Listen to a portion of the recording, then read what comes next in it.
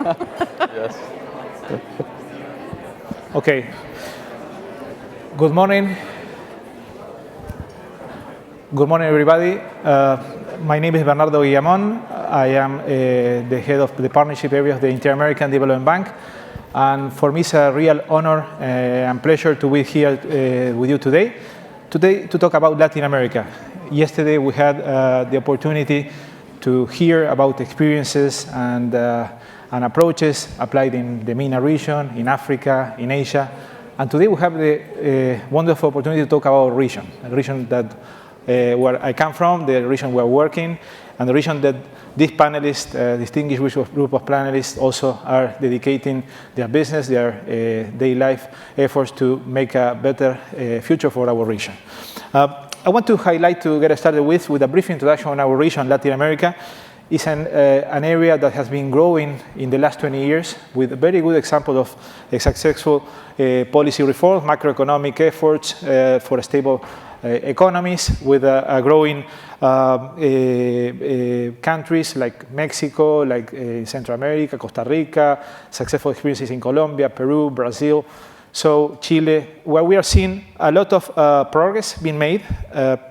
We're seeing resilience also in the recent crisis, also Latin America relatively passed that crisis without major problems. And we're seeing also a lot of opportunities, still big challenges ahead of us. The territory of Latin America, for you to have an idea, is about the size of the US and China combined, and 7 times the size of India, so it's a vast area. Also, it's an area very rich in natural resources. We have every ecosystem represented in our region. We have 5 of the 10 most biodiverse countries in the world are in Latin America. We have also an endowment in natural resources, in water. 1/3 of the fresh water in the world is in Latin America and the Caribbean. And also, we are a big producer of many of the foods that are needed for the world. In top producers in soybeans, bananas, coffee, sugar, orange juice, and many of the key staples to feed the planet. Latin America also plays a key role in the environment. The Amazon basin helps to also mitigate absorbing the 1/4 of all global emissions. So we are a region that contributes to mitigate the efforts of climate change. And also we have a growing population, around 600 million people, where we still have 1/3 of these 600 million, almost 600 million people in poverty. So it's an area that still requires, with a big effort, to support increasing middle class. We have about 80 million people that move into middle class, but still 1/3 is in poverty. The economic size of Latin America is large. Combined, the size of Latin America is 4th after the US, China, and the European Union in terms of purchasing power parity. So we are talking about a region that is significant in economic size. With these challenges also that cover poor coverage of social services in some areas still, particularly health services. We have countries like Guatemala where half of the children are suffering malnutrition. We have also issues of youth at risk, particularly with prevalence of violence in some cases, and still a problem of exclusion. We have we are a big problem of inequality in Latin America, and we have a lot of opportunities to try to see how we can go about more inclusive growth, and this is what we are talking today with our panelists. Education also is an area that improves a lot the coverage of education, but see the quality lacks. So we have very poor quality in education according to the recent PISA test by OECD. And so we have a lot of opportunities to test and innovate, and developing on development side, we're witnessing the withdrawal of many of the traditional developing agencies from Latin America, given the relative growth and also the fiscal constraints they're facing in their countries. So many of the European donors and traditional donors move. So there is a growing trend of corporates, of philanthropies playing a major role in this transformation. So we're seeing a lot of new things coming up, and with this region, plenty of space for innovation, like we have seen in microfinance in the past, like we have seen in the digital inclusion, with examples of one laptop per child being adopted fully in the first country in the world in Latin America and Uruguay, where we've seen, for instance, with Endeavor, the development of a culture of entrepreneurship now is with Endeavor replicated to other parts of the world. So we've seen a lot of progress. Let me just get started with the introduction of our panelists here. We have Patricia Devereux. She is the group head and senior vice president for corporate philanthropy and citizenship at MasterCard. She is responsible for the global philanthropic efforts strategy. This includes overseeing partnerships with various global and national charitable organizations, employee volunteerism, and disaster relief efforts. She was also instrumental in the creation of the MasterCard Foundation that we've seen participating here also in the Global Philanthropy Forum. And she continues to be a liaison between the efforts of the foundation and the board, and the continuing an open dialogue between the two institutions. We have also Antonio Moraes Neto. He is a co-founder and partner at Vox Capital, Brazil's first impact investment company, which channels investments and technical assistance to innovative companies that generate solutions for the base of the pyramid in Brazil. Moraes helped found the organization in 2009, and when he was only 23 years old, and since then, Vox Capital has become a point of reference for Latin American impact investment, an emerging industry that we've seen, as we discussed these days during the forum. And we also have Fernando Fabre. He's the president of Endeavor, and it's an organization Endeavor that leads high-impact entrepreneurship that actually started in Latin America. Fernando was also previously the president of Endeavor Mexico, and he was, in 2002, for example, requested by the president of Mexico to develop guidelines to build an entrepreneurial culture in Mexico. So we are honored to have them here. We have the approaches of people from our region doing innovative things. We have the approaches of large corporations that want to hear about what they are doing in Latin America and how we can impact and bridge that gap for more inclusive growth, so we can have a more sustainable growth, and look for some examples to share with you, and also learn from you in the follow-up questions. So just to get started, I will start asking Antonio about particularly impact investment. Impact investment is an industry, a trend that we're seeing. Actually, as a matter of fact, this is something that we, in this forum, 4 years ago here in California, we started to work together, seeing more actors, and now it's picking up in interest all over the world. In Latin America, how you see that industry picking up, particularly in Brazil? Can you tell also your personal experience, how you went about impact investment, how finance social impact businesses promotes inclusive development in Brazil? That's great. Thank you, Bernardo. And thank you, Jane Wales, for the invitation to be here. I'd like to start with the personal story and then migrate to impact investing. I'd like to start with one story that really changed my mind. Was one of those aha moments that we were hearing in the last panel. A couple of years ago, I went to India to do a study on social business going on there, microfinance and in other areas. And then I was in a very poor community, a rural community there in south of India, and I met this woman. She came from the community. She was an entrepreneur, a mother, and she ran basically all the household expenditures, and she was blind. Actually, a couple of weeks before we arrived and we met this woman, she just turned from being blind to be possible to regain. She regained her vision, and for us it was kind of a modern miracle. And we were trying to understand what happened.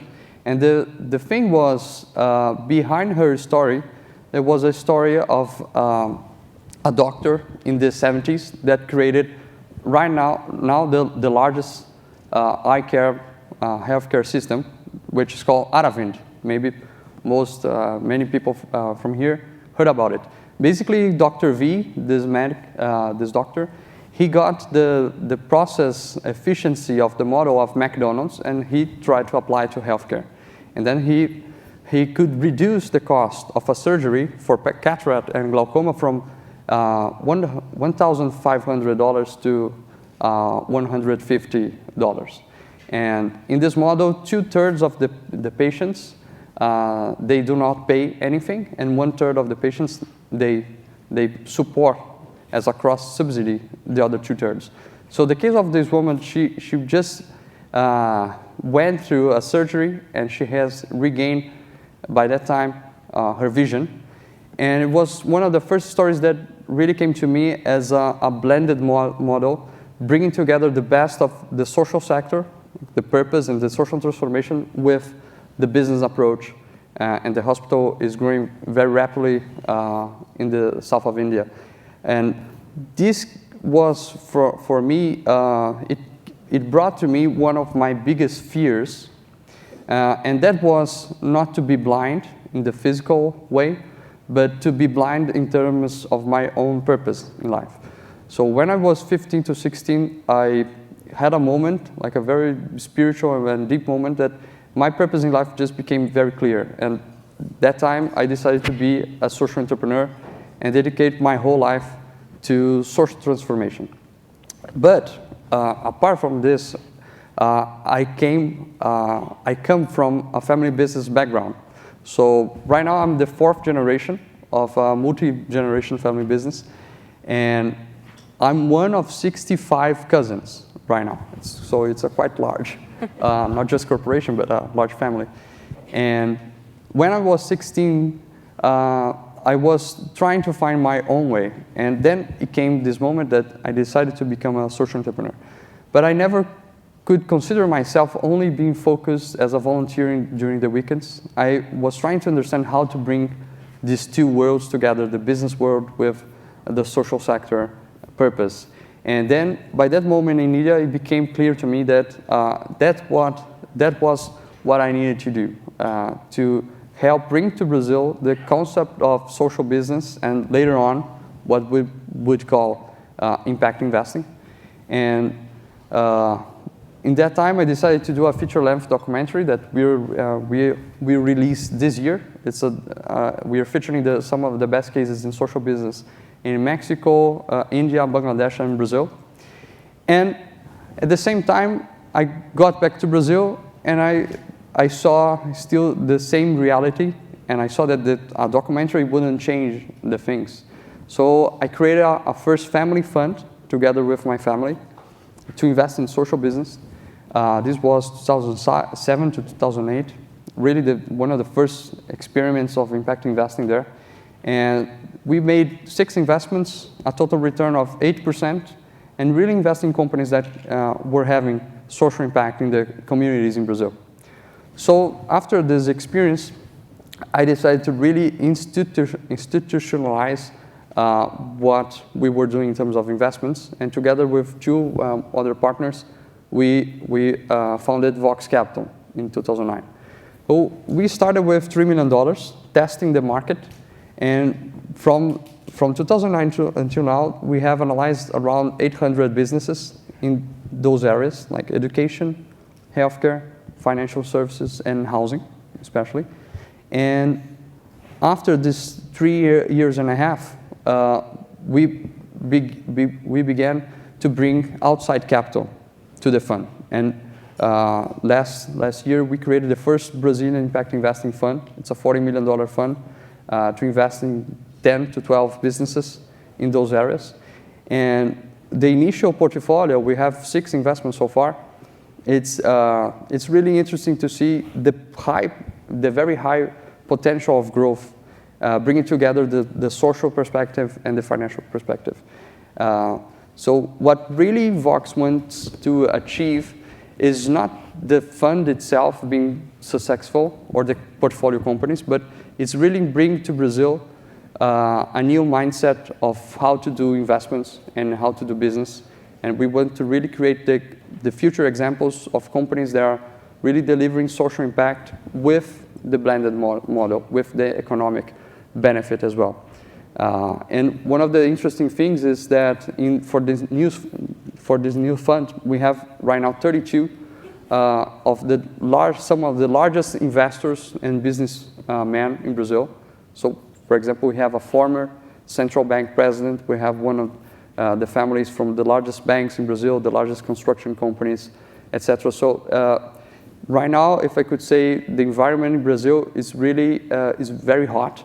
It's very long in terms of impact investing, especially because many people, very wealthy and influential people, are beginning to commit part of their wealth to do this blended proposition. So I think for introduction, would say that we are very excited of what has been going on in Brazil in the last few years. Thank you, Antonio. Amazing story. Patricia, the next question is for you. How can a company like MasterCard, with a global footprint and can serve particularly in Latin America, the market that is, you have a base of the pyramid has been excluded traditionally of many of the services, and how you can make a difference in our region with your corporate, but also your giving side of the company? Okay. First off, let me start off with a thank you to Jane Wales for inviting us. If you look at your program, you'll see Walt McNee is listed. I'm obviously not Walt McNee. He sends his regrets, though, so I'll Good for the gender balance of the panel. But in terms of our company, I'm hoping that everybody in the room knows MasterCard. Certainly they know it through the MasterCard Foundation that we are tremendously proud of.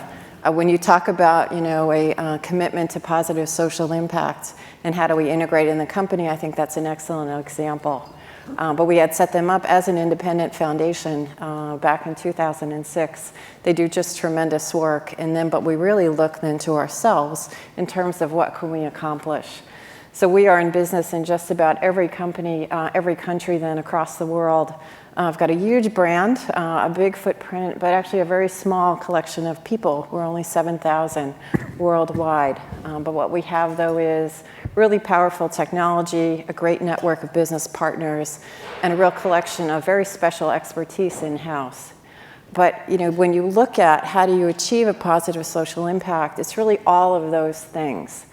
So it really just can't be philanthropy as a standalone. I look at kind of what I manage then from a budget perspective, it's never enough. So you'll look then at technology, it's our network, we've got a tremendous value, I think, in our payments expertise, and we're recognized for that, and our people. And it's so combining all of that then, that's really how we achieve social impact. And that commitment to a positive benefit to society is actually embedded in our priorities. So it's really part of the culture. When I look at then, across the company then, how we really positively impact a community, you can look at payment innovations. I think it's 85% of the world's retail transactions are still in cash.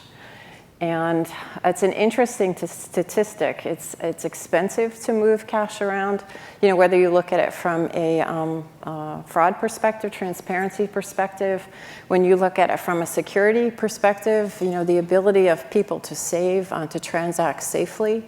So it's how then can you create and provide products and services then that minimizes the risk and the cost then around cash, which is very important and interesting to not only governments, but to NGOs and, of course, then to individuals themselves.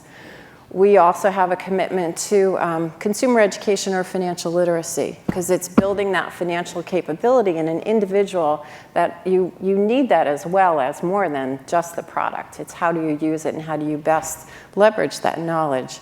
So, for example, in LAC, we have a program in Spanish and Portuguese called Consumer Inteligente.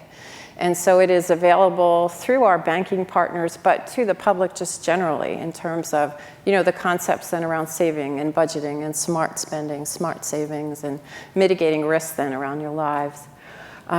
We also have something that we call insights. Within the company, we have a group called MasterCard Advisors. And there's been, through the course of the conference, big data, has come up, and really the value of information and information services. So, of course, we have a company economist, but then we've got a group then that's dedicated to looking at data and how best do you leverage that.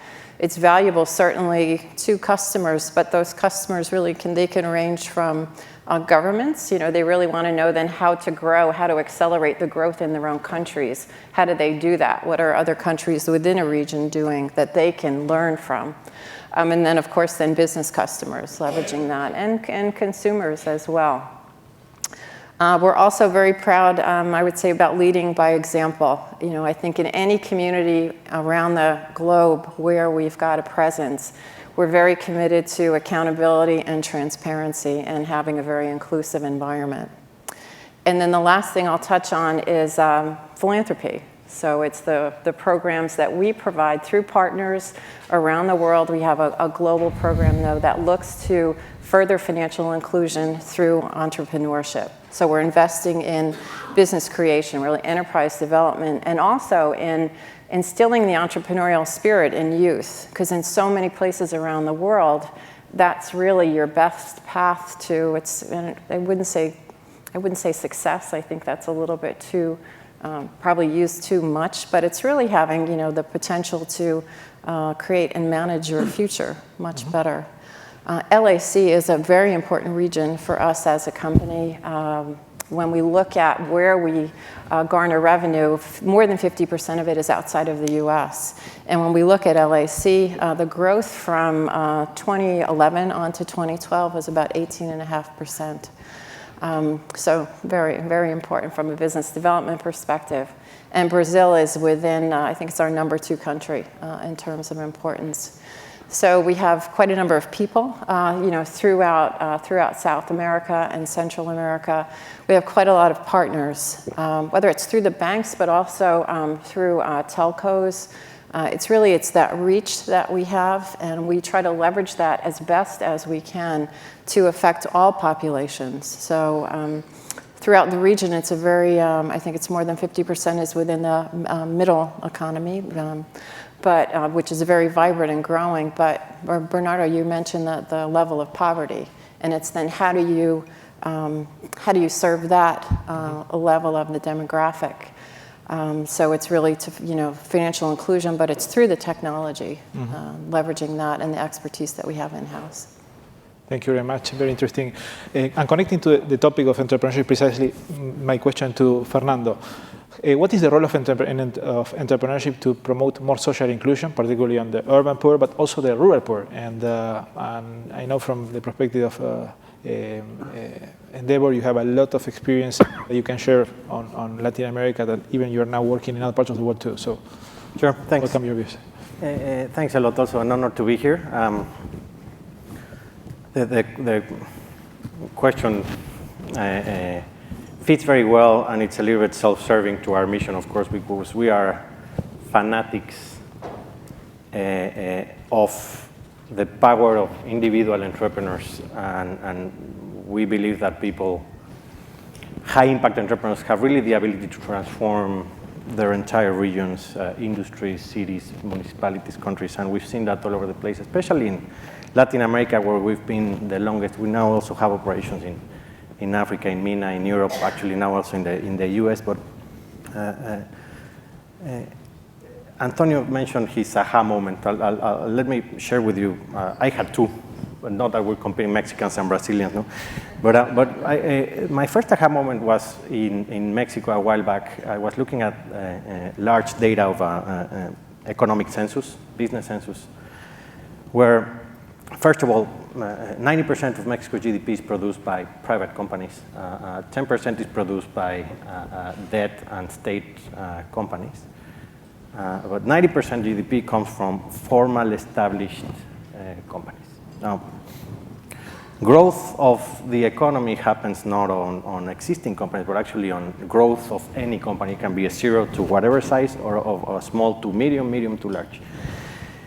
Mexico has about 4 million formal companies with payroll. 97% of those firms are micro businesses that have on average 1 employee. So it's the founder. So 97% of Mexican companies have never hired a single individual. I was recently on another conference where I said the world has about 200 million people unemployed, fully unemployed. There's of course a lot of underemployment. 200 million people unemployed. The world has 60 million formal companies. So it shouldn't be that hard to think that if every company hires 3 people in the next 3 years, we solve unemployment. The problem is that 90%, 97% of companies in the world are micro, 1 employee, 1 founder. They've never hired a single individual again other than the founder. So that is 3% of the companies, at least in Mexico, and again, this repeats pretty much everywhere that we have data now for 50 countries. And it's very, very similar, even the US. 3% of the companies are small, medium, and large. Small meaning more than 2, 5 employees, I think. I can't remember the exact number of when it's small, when it's medium, when it's large. No? Most of the GDP of countries actually is produced by small, medium, and large companies, not necessarily by micro. And what that tells us is that it's actually growing, that company. So the first aha moment came when we said, all right, and we were sitting with the Mexico government, and we said, look, based on simple extrapolation of data, if we want to move the Mexican economy by 1%, we either have to create 300,000 micro businesses or 100 companies that become big. Big, I think, was $100 million in revenue to be a big company.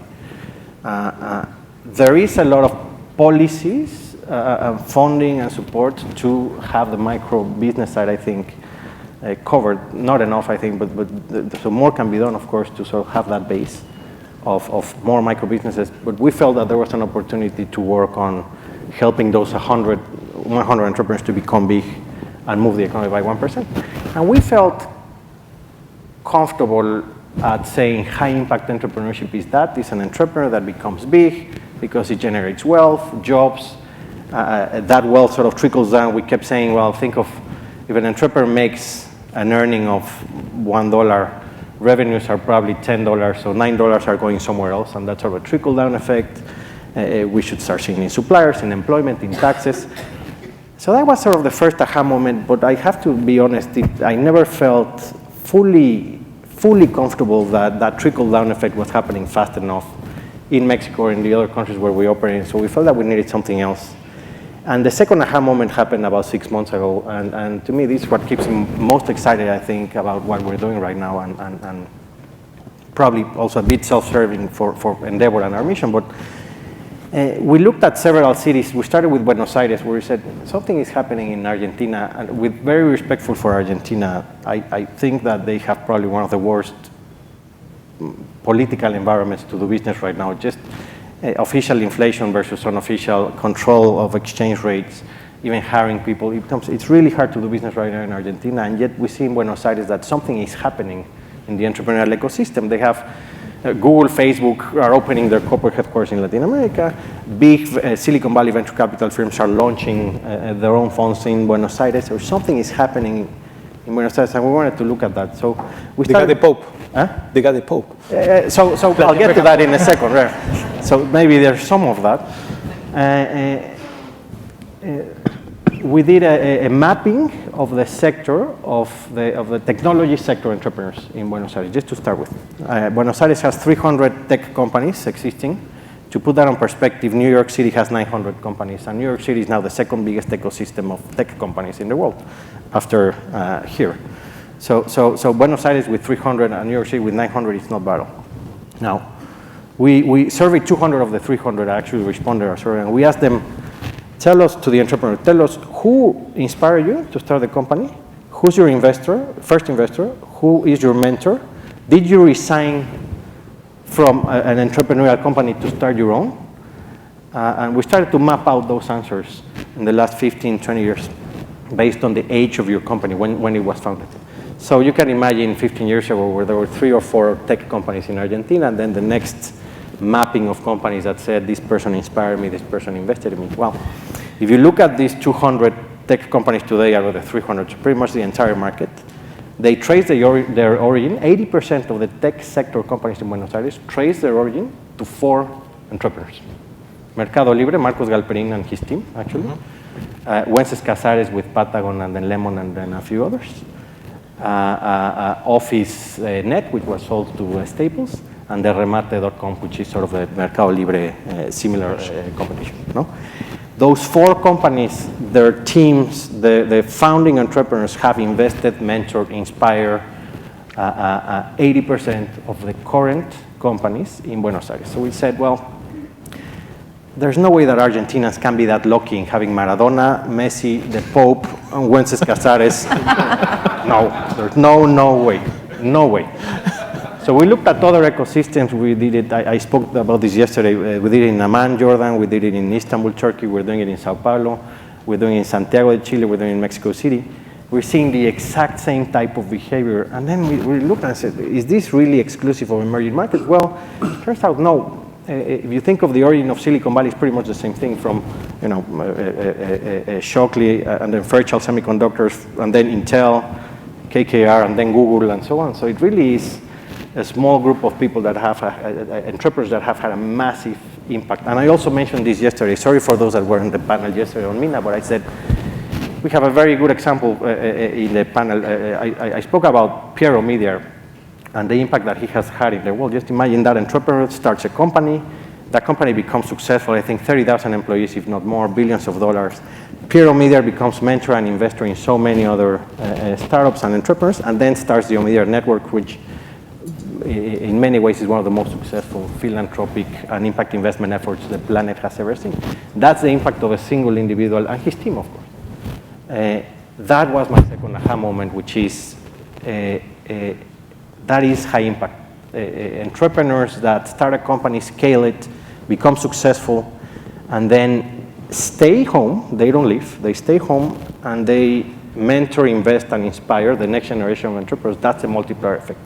That's what we think we have been seeing in Latin America happen, and we're starting to see in other sectors as well in the last 20 years. And to me, that's the explanation of why Latin America today is much more stronger, much more opportunity, jobs, and in general, healthier environment and ecosystems with a lot of things to do yet. So that means that we from our perspective, our particular line of work, we want to keep on the work of finding more of these entrepreneurs, make sure that they become successful as fast as possible so that they can start mentoring and investing in the next wave of entrepreneurs. So those are, that's what we're working on right now. That's what keeps us excited. Thank you. My next question is for all the panelists, and it's more about what we are here. And we are seeing here the importance of partnership, the importance of leveraging corporate efforts, leveraging impact investment, leveraging the more strategic philanthropy into solutions that for more inclusive growth. So the question for the panelists is, can you showcase some examples how you approach partnerships in your daily work and strategic work in Latin America? And so I may start with Patricia, but go on with the rest of the panelists. Okay. It's important, to align priorities, right? So that's of course you would do that. And also then recognize what's special about what we bring to the table. We've been engaging a lot, putting a lot of effort into working with governments. Governments have been a challenge for us. A lot of regulatory pressure. So it's been, I think, probably a difficult conversation, a difficult relationship, and probably in most places in the world. But at the end of the day, though, the government has certain objectives they want to achieve. Many times it's around financial inclusion. And so the thing is, so there's a benefit then to a population, but there's also then the benefit back to the government in terms of taking cash and checks then out of a system so that they can save a tremendous amount of money, really improve their own efficiency and effectiveness. It's not only just kind of moving money, but then too, it's that issue then around, money can tend to disappear, right? So they've got more transparency then around the cash flows. So that's the benefit then to the government. But then also you can couple that with a financial inclusion objective. So you can, whether you're using mobile or cards, some form factor then, how can you provide an individual then with something then that they can save on so that they can actually keep an asset, safe and secure. So there is a lot of work now with governments then to achieve that. We also are approached by different NGOs with the kind of same objective. I think many of you may have heard of the Better Than Cash Alliance. And so that's a commitment then to move to electronification. And again, it's a benefit then to a community essentially because that NGO, it's less expensive, it's more efficient for them to operate, and therefore then they can affect more than in the community, provide more benefits. It's not just us, though. It's not just us and one other organization that can achieve this. So through our own partners, will bring in then, so there are multiple partner alliances. So it can be a government then with a telecom. We are doing some work then in Mexico that combines all of that then, to deliver services and out to a rural community. So it provides, there's a product we have out there that provides a debit capability then on a card, ATM access, so they can actually go to a branch then and pull cash out. And then, of course, then they have a bank account then for savings. So that's something that they had never had before. So it's the power of partnerships, and it's not the one-to-one, but it's really, it's one with many. Excellent. Thank you, Patricia. Antonio. Okay. Well, I just wanted to give a very brief context about Brazil, because usually when we are talking in an international level about philanthropy, we see Brazil as an average income country. And actually, although Brazil is around the 8th largest economy in the world, it is still the 10th worst countries in terms of social inequality. So the reality is that we have really two very large Brazils. And when we look at the base of the pyramid, we still have 160 million people that lives up to $10 a day, and 10 to 12 they are still in extreme poverty, around $1 to $2 per day. When we look at international indicators for education, for example, in PISA, that's the best indicator for education, Brazil's top 20% performing students, they perform worse than the bottom 20% students in China when we consider Shanghai, the region. And people say that the only test that the Brazilians did better than the Chinese was in Portuguese.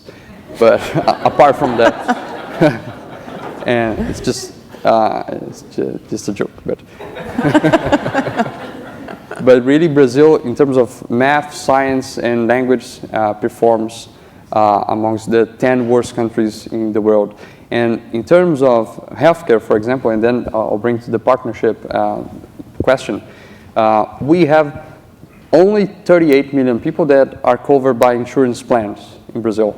The other 150 million, more or less, depends on the public system. So, and on a perspective of an impact investor, if you really want to have social impact with scale, you need to partner with the government. You need to partner with the public sector. And it's always, I'm always looking in those conferences for the politicians, the secretaries, the ministers, and I think it's always lacking this type of profile, this type of people inside the global philanthropy forums that we have. And one of the companies that we have invested in Brazil is trying to tap this type of partnership. So it's a healthcare company, and both entrepreneurs, they saw this gigantic gap of information within the public healthcare system. Those 150 million people, they have services being provided, but actually for you to get the data and the information about where to get a medicine, where to find vaccination centers, for example, it's really hard to get. We don't have a simple platform that gathers all this information in Brazil. So what the entrepreneurs did, they basically created a Google search engine focused on healthcare information in Brazil. So they are covering 100% of the municipalities. 5,500 cities in Brazil are now covered by the platform. And in terms of the business model, they have a customized orientation service about this information that they sell to companies which employees are not covered by the private insurance plans. So, for example, for construction, in the construction sector, in logistics, we have people that are building their houses and they don't have the insurance plans. So the business model is really to get information within a partnership with the public sector and enhance the public sector activity, not just to find an alternative, but in this case, to really get the public policy and make it better. So I think it's just one of the cases. We have other examples in housing, for example. The program that Brazil has created, the government from Brazil, called Minha Casa Minha Vida, has really created a new affordable housing market. And I think I'll let this example to the next question. Okay, thank you. Fernando. I'll be brief. Let me give you some partnership examples. When we say that Endeavor launched Endeavor Mexico, we're kind of lying because it's actually not. Mexico is a big country, so it's more Endeavor Mexico City. And even when we say Mexico City, it's not all of Mexico City. It's 3-4 business districts in Mexico City. And the same thing happens when we launch Endeavor Brazil. It's not Brazil, it's Endeavor Sao Paulo and the business districts there. So we partnered with the Inter-American Development Bank. Actually, you funded our expansion into different cities because if you think of entrepreneurial ecosystems, they're highly local. Entrepreneurs and their mentors have to live close by, investors live close by, advisors. And the role model effect is also very local. It's your neighbor, the person you studied with, that really gets people inspired and excited. And a lot of the investments and transactions that happen in entrepreneurial circles or ecosystems because you know the person, especially in startups, the bet is not on companies but on people and the track record of that person and how much you know them closely. No? So entrepreneurial ecosystems are highly localized. With that partnership, we launched now 10 offices in Mexico. Endeavor Chiapas, for example, is something we would have never launched in Tuxtla Gutiérrez, the poorest side of Mexico. Now, one of the most successful Endeavor entrepreneurs in the world is called Procesa Chiapas. It's a tuna processing company. They have 800 employees.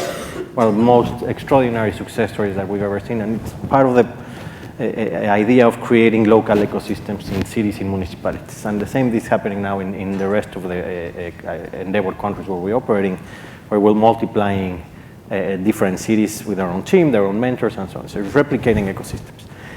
We took that further into, if there's one place that you can call Latin America, it's not Latin America, it's actually Miami, I think. No? We went to, we recently went to Miami. The Knight Foundation there is supporting now our expansion into Endeavor Miami, and people are asking, what do you mean? Endeavor is about emerging economies. We don't think that Miami is an emerging economy, by no means. We would never say that. But we say it's that the Endeavor model really works at the metropolitan area, at the city level. And I asked them a question, which is not just in the Knight Foundation, but a group of people over there. I said, can you name the top 5 most successful entrepreneurs of the last 5 years in Miami? And they couldn't name people. How about the next 10 years? The last 10 years, the last 15, they came up with 1 or 2 names in the healthcare industry, a lot of in real estate perhaps as well. There are a lot of entrepreneurs starting in Miami, but then they leave to Silicon Valley or to New York. So that's not a very good model for Miami. It's great for Silicon Valley, it's great for New York, but it's not very good for Miami. So if you take that to be truth, I said then, well, how about we close Endeavor Mexico? And we just open a visa facility office that brings Mexican entrepreneurs to Silicon Valley and New York. No? That's not what we want. That's not the model of economic development that we want. We want entrepreneurs to stay rather than leave their countries. But the biggest problem I've seen in Latin America, and again as a Mexican, is we've lost our best talent. And now we have to retain it. No? So the third partnership that we haven't done, we're working on it, and to me the most exciting partnership that we're working on right now is, some of you might have heard of Richard Florida. He precisely talks about what cities need to do to attract and retain talent. And we think that somebody asked me, if you have to change public policy to have more entrepreneurship, what would it be? And I felt there's a lot of things we can do, and you can imagine there's finance, there's education, there's mentoring, there's a lot of things that you can do public policy-wise to support entrepreneurship. But I said, this ability to have Marcos Galperin found Mercado Libre, stay in Buenos Aires instead of moving to wherever, New York or Miami, wherever, and mentor and invest his wealth, his experience, his financial gains into other entrepreneurs in Buenos Aires, that is incredibly powerful. So we're entering this partnership first for the Miami market with Richard Florida to see how can we make successful entrepreneurs stay in Miami so that they become this multiplier effect. And then hopefully we can extend that to other cities into how to make what cities need to do in terms of basic services to retain their most talented and successful people. Thank you, Fernando. Now we have about 10 minutes to open for questions from comments from you, from the audience, and so welcome that, and also by Twitter via hashtag GPF13 will be the way to send the questions. So now we open the floor. We have one question in the table at the end. Hi, my name's Mark Thornton from Business for the Planet. Just in the conversations about entrepreneurship, is there any initiatives around intrapreneurship, like really trying to capture some of the smartest talent we have from Fortune 500 companies and really getting them to create little incubators within inside of the companies? I'd love to hear if that's possible. Maybe Patricia, you want to go? Yeah, I will. I'll speak to that. As I said, we're a pretty small company with 7,000 people, and it is remarkable what you can get done within that company. So my own experience has been then that you can really advance ideas. And the thing is, they don't have to be center of the plate for the company at the time. You know, you have the ability then to engage with senior leaderships to get your ideas heard, and then also to advance them. We have something internally called business resource groups. So they are like affinity groups where they come together around, it could be a certain demographic, it could be just a certain interest, whatever it might be. We have a group called the Young Professionals, and so they've got collections in probably every region. And they are, the way they define them is from school on out from 10 years. So they've been in their career up to 10 years. And that group on its own has advanced product ideas. You know, we are a technology company, and so they're looking then at mobile applications then that can be provided to micro businesses. So really a lot of innovation. So it's a culture then that really supports that very open environment. I would like to think that's unique to MasterCard, but I know that it's not. This happens in other companies as well. But I think just the way that we are so small and our leadership, our executive leadership, is so engaging and open to and encouraging fresh ideas. We've got quite an entrepreneurial and, as a result, entrepreneurial spirit within our company. I want to pass the question to Antonio in one way. When we talk about his story and his family, he's within the 65 casas, no? You're an entrepreneur inside there, putting, you know, the various impact investment, the first doing that. So how can you inside also put as an example how you are contaminating in a way with these new ideas, your family, your economic group, about what you're doing with impact investment, these type of things?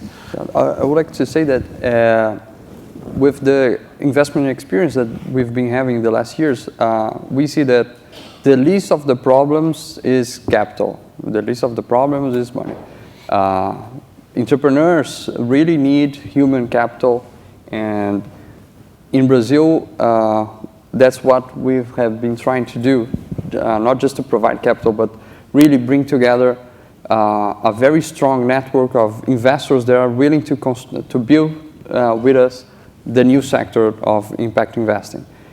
So I think the power of examples, it's the most powerful thing that we have. And I think the single most powerful investment that you can make is with your time. It's not money, because time is the only resource that really goes away and you never get back. And money you can fail and then you get back again. So that's something that within my family I've been hearing for generations. And that's the example that we have from many people in my family as philanthropists. And I always heard this question that it's too easy, it's very easy to just write the check, but to dedicate yourself fully to generate social transformation, that's the hard thing. And well, I think inside my family is what we have been trying to do. Before Vox Capital, I created a family fund, as I said. And one of the most interesting things is not, again, the investments, but generating this new mindset within the next generation of shareholders of the company. And our company right now is one of the largest private conglomerates in Brazil, especially in industry and in banking. And so the power of the example of the family being involved with impact investing, I think it has also influenced other great leaders in Brazil.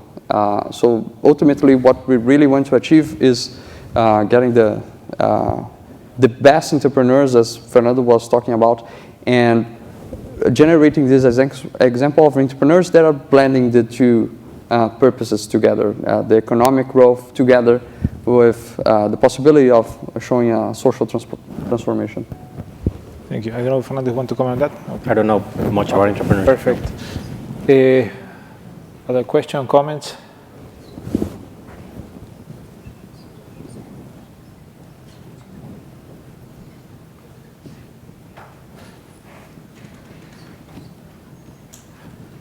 Okay, That's a question there. That's a question. What has been we have one question coming up from the Twitter. What has been the effect on cash transfers on entrepreneurship? For example, the Bolsa Familia in Brazil or the Oportunidades in Mexico. And I complement that because with how you see the potential of these programs to connect with new business creation or job generation to break the cycle of poverty out. So maybe I open this to everybody. I know Oportunidades, not Bolsa Familia, of course, but they're roughly similar. I would say we've always thought Oportunidades, and we looked at it carefully at Endeavor as remember that change for us is generational. Really, you cannot do a whole lot more. Much more faster than generation through generation. So the way we see Oportunidades and Bolsa Familia, they're roughly similar, is it's really the next generation of children that now, because their parents are getting funded, now they're going to be able to go to school, and therefore they'll have whatever level of education, good or average, or even below average, but at least a certain level of education to be employable, more skilled than zero education. So we see Oportunidades as the perfect model to put the floor on the maximum amount of poverty that the place will have, say in Tuxtla Gutierrez, for example, in Chiapas. And the way Procesa Chiapas thinks of it right now, these tuna processing companies that, in the coming years, their pool of labor will only be increased of average skilled people at Oportunidades. We don't think that from Oportunidades we're going to see a great deal of incredibly highly skilled talent just because it's not there yet. It's really going to take much more longer, if ever. But at least we see that as a floor that then allows for a generational change going up, upward mobility. I think briefly about Bolsa Familia, the program has had a very interesting effect in terms of income generation and in terms of also the scale of the program that now serves around 40 million people, like 12 million families. Really my dream would be to get Bolsa Familia and put on top of it the largest program for microfinance in the world. And I think that would be the next step to a program with such an effect, because it really generates income as an entrance level program. But then what you do next, I think that's a solution that microfinance could help with. No, Patricia, you want to comment? And also you mentioned the issue of savings and in the MasterCard when you create for these programs that you conditional cash transfers, the possibility to have electronic payments done through a system like MasterCard provides, allow the tracking on the use, allow the proper transparency on these programs, but also it allows the possibility to create bancarization of people that are being out of the financial system. So. Right. Yeah. It's not necessarily all about the capital that you're providing, the loans, but it's the ability then to collect assets and to save assets generally. I'll also point out though is the importance though of mentorship and really education to go along with this. So I've seen with programs that are the most effective that you've got, it's got multiple components then. So it's not just the ability of it's providing capital, but it's mentoring, it's technology, it's education and skills training. So. Thank you. Other question? We can take maybe one more here.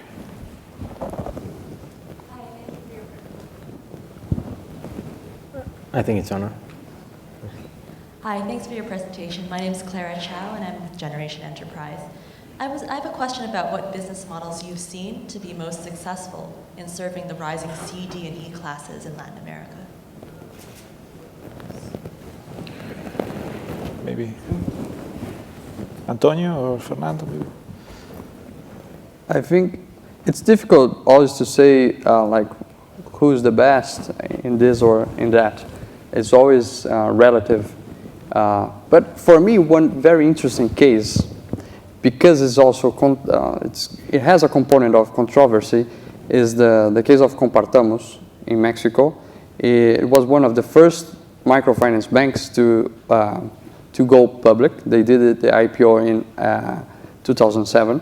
For example, the two of the largest investors were IFC from the World Bank and also Accion, a very large microfinance player. And they did almost, I think, $1 million investment in 2000. And basically in 2007, they got this multiplied by 100% every year. So it was quite a controversy because Compartamos on those, in the social impact side, they went from 66,000 clients in 2000 when they were an NGO and converted to be a profitable bank. And they went from this to 650,000. So they multiplied by 10 times the number of clients in 7 years. And also when you see the interest rates, that's something that Mohamed Yunus is always very fierce about, Compartamos, and very negative. They had the highest interest rates in Mexico, actually in the whole Latin America. And right now they have the lowest interest rates, just because the business model has grown to such a size that they have really economies of scale. So it's really interesting that in this case, you have such a high return and also some positive quantitative and qualitative data about the social impact. But one of the things that I think is one of the highest challenge is the mindset that if you earn a lot of money, you're exploring the poor. And that's a kind of almost religious understanding that I think it really mines the possibility of higher impact. So if I could choose who are the billionaires of the world, I think they really should be social entrepreneurs, if they are to be billionaires. I would say that I think it depends on what your impact metric is, because if it's wealth creation, hoping for trickle-down effect of wealth, multiplier effect and so on, tech seems to be a good bet, and tech, we're seeing a lot of tech companies just exploding in Latin America, which is super exciting. If the metric is job creation, anything non-tech, save for manufacturing of hardware, of course, but mostly non-tech sectors, food and beverage, or the traditional would be more, have a bigger impact on the number of jobs being created. I think Latin America has, compared to the rest of the world, a very low unemployment rate. Again, underemployment is huge, or informal sector and so on, but the full unemployment rates are relatively low in Latin America. So the main concern of Latin America, it's less on jobs, more on growth of the economy. As I think opposed to MENA that we were discussing yesterday, the concern is not growth of GDP, but actually growth of jobs. They have to create 80 million jobs in the next 15 years. So I would say right now, it really depends on the impact, but sector-wise, tech for rapid wealth creation, and non-tech for rapid growth creation. Thank you. I want to close now this session. I want to thank all the panelists for the great contributions, the great stories, the personal approaches also that you have about this topic. And I want to thank particularly Jane for the vision to have the space for Latin America, to have a vision for our region, and also for the vision to set up also the Global Philanthropy Forum in Latin America in partnership also with IDIS, with Marcos from IDIS here. So thank you very much. Thank you all.